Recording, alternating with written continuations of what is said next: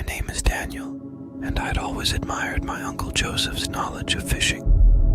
As we embarked on our adventure, he, the seasoned angler, sat at the stern of our small boat. I, a young enthusiast eager to learn, stood at the bow, the tranquil lake shimmering before us. The sun began its descent, casting a warm and comforting hue over the waters. It was a perfect evening to cast our lines and savor the tranquility. Little did we know that our serene fishing trip would spiral into an eerie and bewildering ordeal. An unexplainable current swept our boat away from the familiar shoreline and into a realm alien to us. Panic surged within me as I watched the world I knew recede into a distant, hazy memory. The last rays of sunlight vanished behind an eerie darkness that engulfed us. Silence descended like a heavy, suffocating blanket. I shared bewildered glances with my uncle, our voices hushed by an eerie stillness that defied explanation.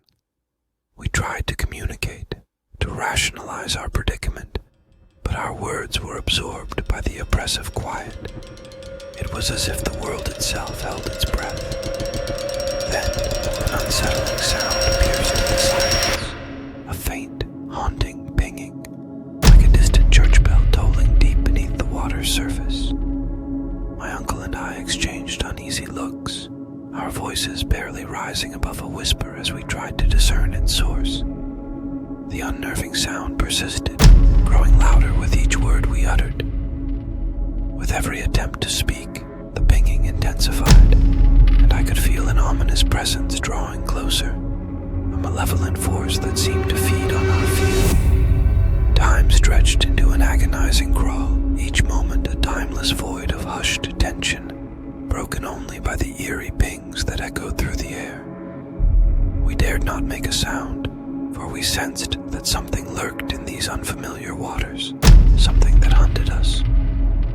Minutes stretched into hours as we clung to the hope of dawn's arrival, a beacon of light that would dispel the oppressive darkness. Gradually, the tension eased, replaced by a cautious optimism. When I suggested that we rowed toward a distant shoreline barely visible in the faint light, my voice was nothing more than a whisper. My uncle nodded in agreement, and I saw hope in his eyes as he reached for an oar.